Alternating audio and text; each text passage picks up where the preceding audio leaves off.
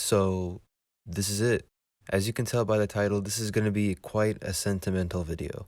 Today is May 24th, 2021, and tomorrow, May 25th, is when I'll officially be graduating high school. This will be my last video in high school detailing my last flight as a high schooler. To most of you, this might not seem like such a big deal, but really, these last 4 years have been some of the best of my life. Putting my personal life aside, this channel has gone to so many places since 2017. Over the last few years, I've taken you with me to places like Charlotte, St. Thomas, Washington, D.C., New York, Dallas, Orlando, Hong Kong, Kuala Lumpur, Langkawi, Miami, Denver, and Atlanta, among so many others.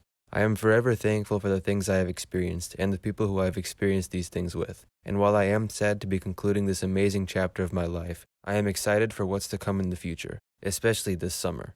Today's video covers my last of 5 flights on April 2nd, where I'm flying home from Charlotte to Champaign.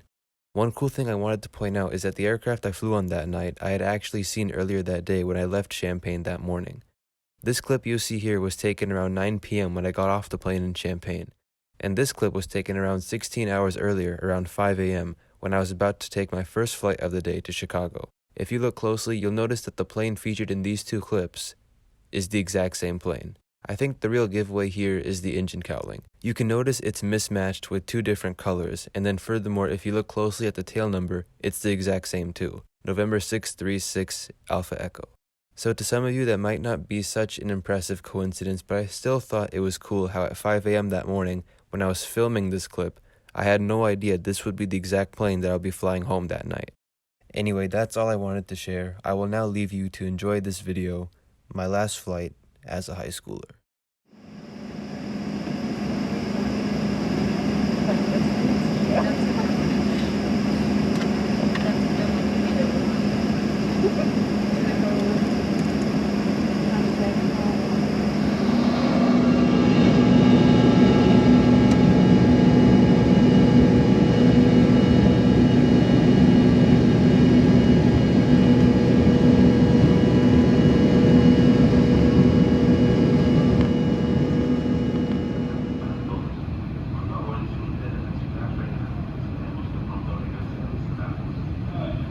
Alright, good evening everybody from Charlotte Douglas International Airport, North Carolina.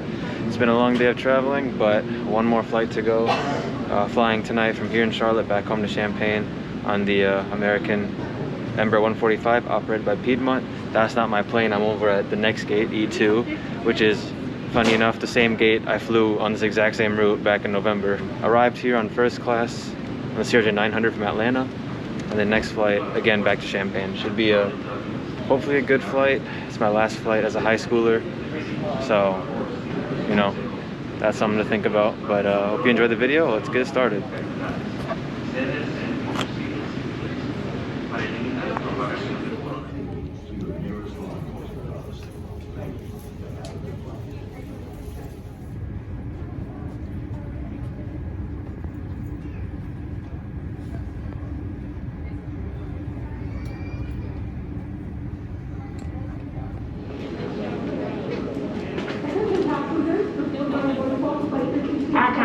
Key customers are welcome aboard now or at any time.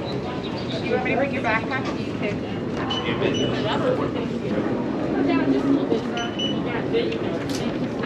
Hello, how you doing? Barcode on the light. Yep. Hi. Hello, how you doing? Good, how are you? There we go. Okay, got you. Thank you. Thank you. Hello, how you doing?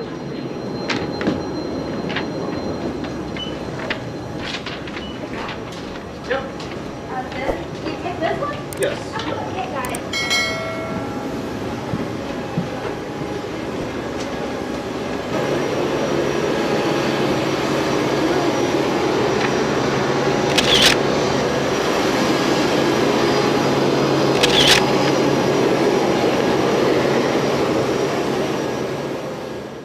American operates a total of 119 Embraer 145s, and these are almost equally distributed among 2 regional subsidiaries.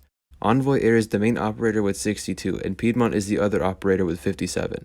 As a matter of fact, all of the Embraer 145s at some point flew with Envoy, but half of them got transferred to Piedmont a couple years back in order to replace the Dash 8s. The Embraer 145 has 50 seats, all of which are economy class laid out in a 1-2 configuration. I'll be seated in 16A, right over the wing for this 90-minute flight home. Wi-Fi and power outlets are not available on the 145s, and these are literally the only planes in the entire fleet lacking these amenities. The seat is pretty basic with a large tray table and seat pocket. In the seat pocket are the usual safety card, magazine, and air sickness bag. There's 31 inches of legroom on offer, which feels pretty tight at first, but overall it's not bad. You might have not known this, but there are actually two kinds of seats that American has on the 145. The seats that this plane has do not feature adjustable headrests, which is unfortunate. But as a good compensation, the tray tables on this plane are pretty large, and they can also be pulled towards you. Compare this to the other seat model that American has on the 145. That seat does indeed have adjustable headrests, but at the same time, the tray table is fixed in place, so it cannot be extended towards you. You can sort of see the difference between the two seats here. Comment below what you notice. Putting the seat differences aside, all of the 145s feature individual air vents, reading lights, and call buttons, which are always great to have. And just like all of my other American flights during this new normal, sanitizing wipes are handed out as soon as you step on board the aircraft. This flight was almost completely full, which was amazing to see. I took this exact same route back in November 2020, and back then the flight had only 18 people on board, meaning it was just 40% full. What a contrast between back then and now. It's so awesome to see the industry bouncing back so quickly.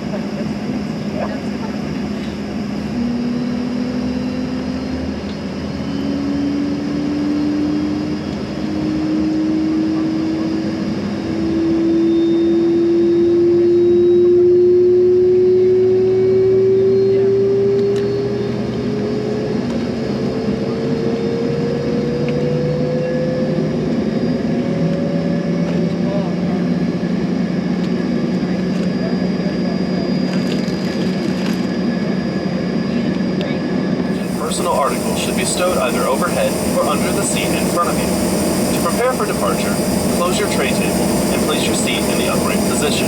If you haven't already fastened your seatbelt, insert the metal fitting into the buckle and pull the strap so it's tied across your hips. To open your seat, individual reading light controls are overhead. On behalf of American Airlines and our One World Alliance partners, thank you for your attention and enjoy your flight.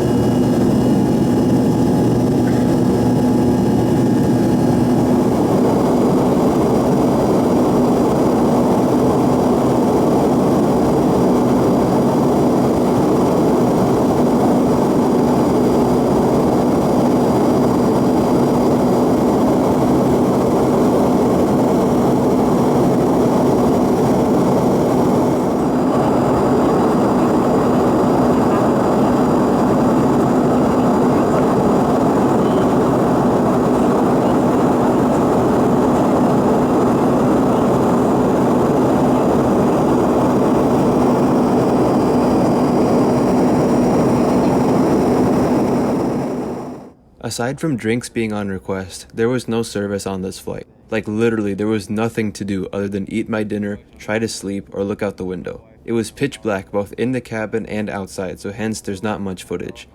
The flight went by really fast, and soon enough the cabin lights came on to signal it was time to get ready for landing.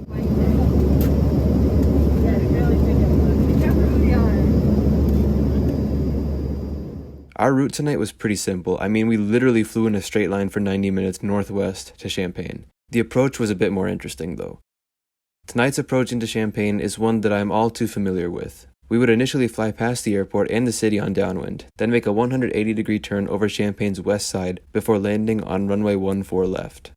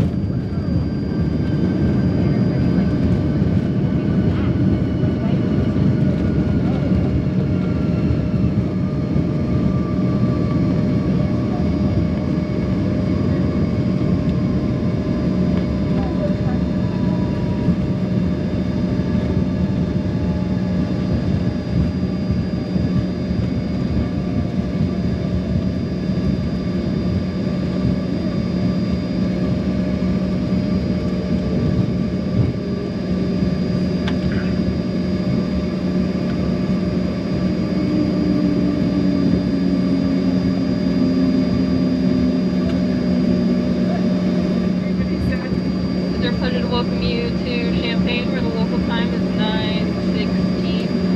Please remain seated with your seatbelts fastened until the seatbelt sign is turned off to keep the aisles clear of all personnel.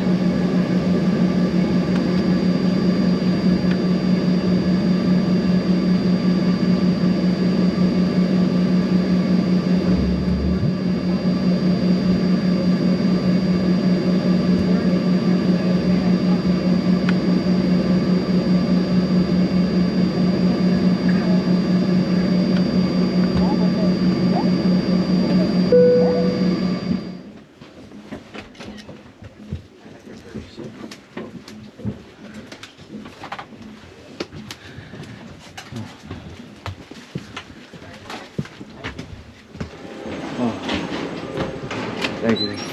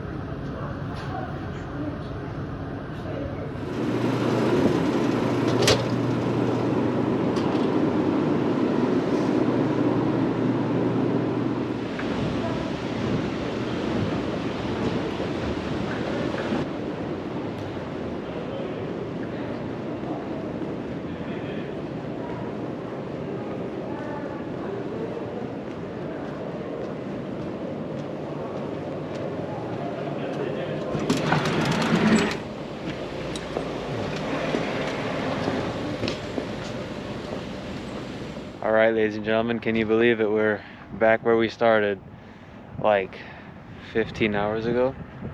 back in Champaign. And that concludes flying for me as a high schooler, or as a kid, I guess you could say.